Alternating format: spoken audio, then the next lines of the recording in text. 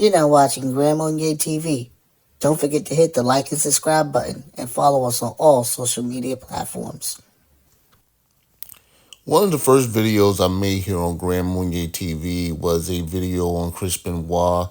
I really didn't like the quality of it, so I decided to redo it and make a better quality version.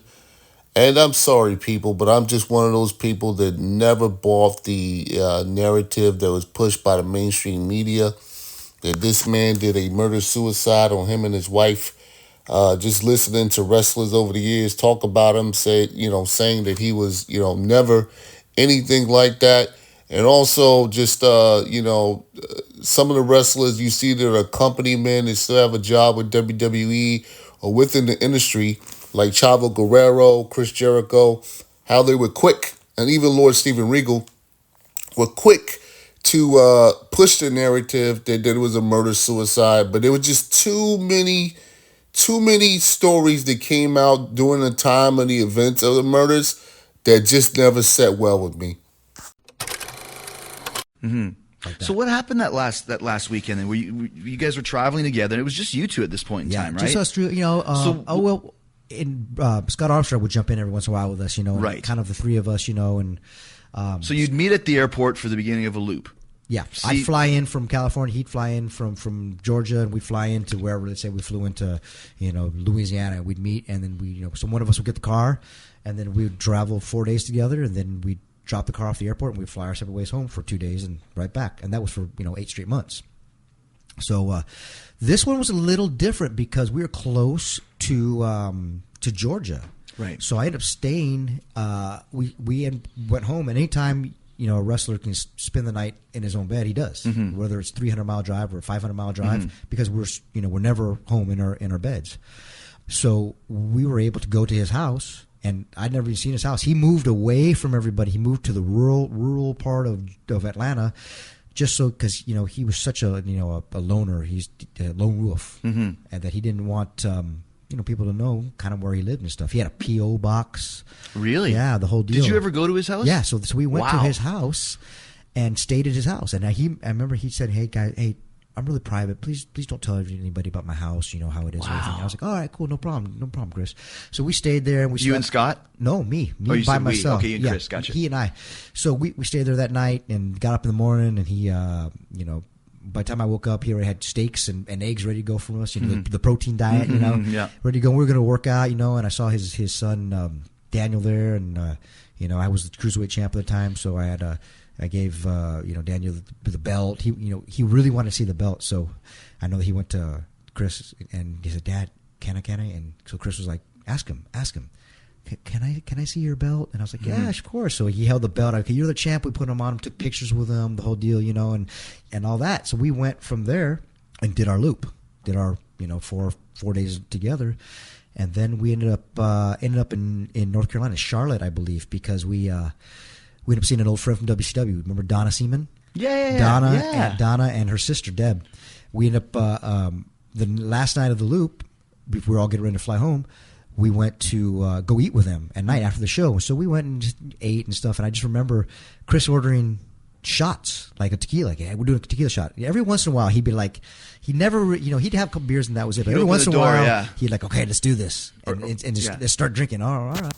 Now, what you just heard was the audio of one Chavo Guerrero and Chris Jericho on a podcast. And of course, Chavo Guerrero being the nephew of one Eddie Guerrero, former WWE champion. And the Guerrero family in general has had several members of their family in the wrestling business over the years. And of course, Eddie Guerrero was also best friends with Chris Benoit. And both of them had very mysterious deaths, very strange circumstances surrounding their deaths. And it never sat well with me, the narrative that was pushed. Eddie Guerrero, I always thought died in the ring wrestling JBL, and he caught a heart attack and died. That's the video I've saw over the years, but apparently he died from an overdose.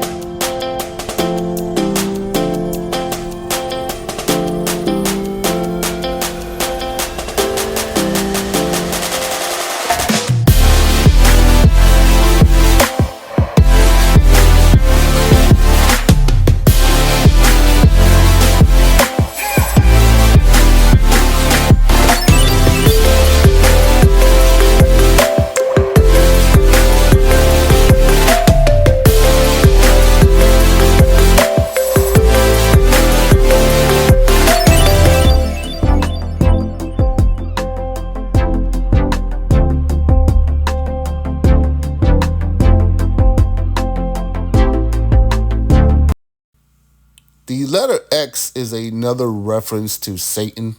It actually refers to the Egyptian god Set, who in Egyptian mythology was the false god of knowledge and wisdom, which is why you see he had two overlapping canes in the form of an X, which you saw often depicted on pharaohs' coffins.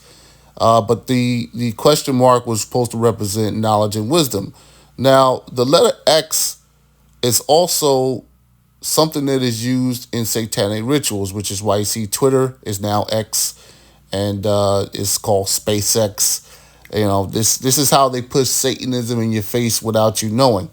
But the letter X can be used in a ritual. Now, if you look at WrestleMania 10, there is so much satanic ritual behind this entire card. If you look at this card, most of the wrestlers actually died very tragically. Or, in the case of Bret Hart, he's like the only surviving member of the card. But his brother Owen died and fell, to 60 feet to his death. Razor Ramon had a very tragic life. Lex Luger ended up becoming paralyzed. Yokozuna died very young. Macho Man died very tragically. Crush died very young. You go on and on, and you look at this card, and it's just something strange that happened this night. And I don't think a lot of these guys, even knew that they were actually involved in the satanic ritual, but that's what happened. Now, WrestleMania 20, which also had the symbolism of X, you had Chris Benoit and Eddie Guerrero win their respective world championships that night, right? Which is sort of like a huge accomplishment, because during that time period, they didn't use guys that were 5'10", 5'11", and smaller to win WWE championships. Vince McMahon is notoriously known for promoting bigger and larger wrestlers. I asked for a little of WCW's valuable time. I never asked for anything, but I called in my marker on this one. You see, something's either happened or it's about to happen of an unbelievable magnitude. A couple of years ago, I was in Japan wrestling, and I saw a kid named Chris Benoit, and it just flew off the page. That's a horseman. I went to WCW officials.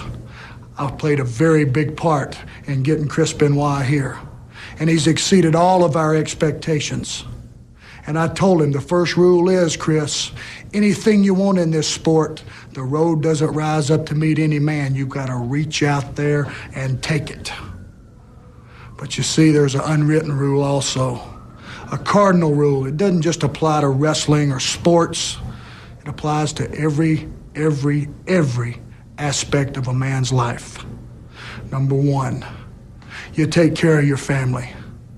Rule number two, you don't mess around in another man's family. You see, I know now that you're in Germany. We can't find woman. We deduce whatever we will. The fact of the matter is, Chris, there's going to come a time, and it's not that far down the road. You see, I've got more age in years. I've got more age in the business, in this great sport. And age denotes wisdom. There's going to come a time in my life and in your life when there's no more cameras, no more TV lights, no more people running up to you at the mall saying, "Can I have your autograph?" And whether you walk away from this great sport, or whether you limp away, or whether they roll you away in a wheelchair, the one constant will always be in your life is your family. They're there. They pat you up when you're hurt. They prop you up. They build your ego up, and they send you back out that door. Well, Chris, I'm just going to ask you one time. Is this obsession with destroying every aspect of Kevin Sullivan's life worth losing your soul? Well, is it? Now, what Arn Anderson is alluding to is the fact that, Nancy Benoit was actually previously married to another wrestler by the name of Kevin Sullivan, who was also a booker at WCW. And Kevin Sullivan, really tried to stick it to Chris Benoit in his last, couple of months there at WCW. They booked him the wrong way to try to kill his character. But this guy, Kevin Sullivan, is satanic to the core. As you can see in this photo, that X symbolism is right there on top of his head. Now, Kevin Sullivan will deny it and say that, he was raised a good Catholic boy and, and a whole nine. But, a lot of people that are satanic have the disguise of Christianity. That's not uncommon. They'll parade around town as Christians, but behind closed doors, they practice satanic rituals. Hulk Hogan alluded to into one of his civil cases that he testified under oath that he felt that Kevin Sullivan was authentic in his practice of Satanism, and also Nancy as well. Now, if you look at this video here, you can tell these two guys are going at it. That is not just scripted wrestling match. They are trying to cause harm to one another. And bash is the proper word here tonight. Paul grabbed him right on the concrete. Right here, bash at the beach. Hooked him up. Stand toe-to-toe. Well, they back in time tonight. Right here. Oh, boy, it's beyond description here. He wants to stay here at WC. Incredibly, now the full-on dragon twist. He's going for the crippler crossface, and he's got it on. He's got it on, Sullivan. The ropes. Jimmy Hart helping. He made it. I'm going to tell you what, too. He knows Dusty just keep getting battered. You want to talk about tradition? There you go. That's good. Oh, with me.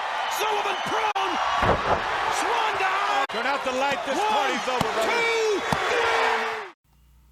3. Now, in my strong opinion, I believe that Kevin Sullivan was the prime suspect behind the Chris Benoit, Nancy Benoit, and Daniel Benoit murders. This guy was a sour grape. He was mad that Chris Benoit took his wife. He was mad that basically Chris Benoit got him fired from WCW, and he had all the motive in the world to eventually kill Chris Benoit, Nancy Benoit, and Daniel Benoit.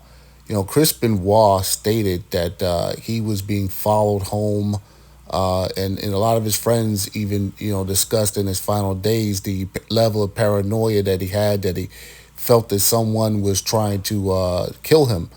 And, he expressed this to many, many people. And, let me say this. All marriages have their problems. Nancy Benoit and Chris Benoit's marriage was no different from any other marriage. But I don't believe he killed them.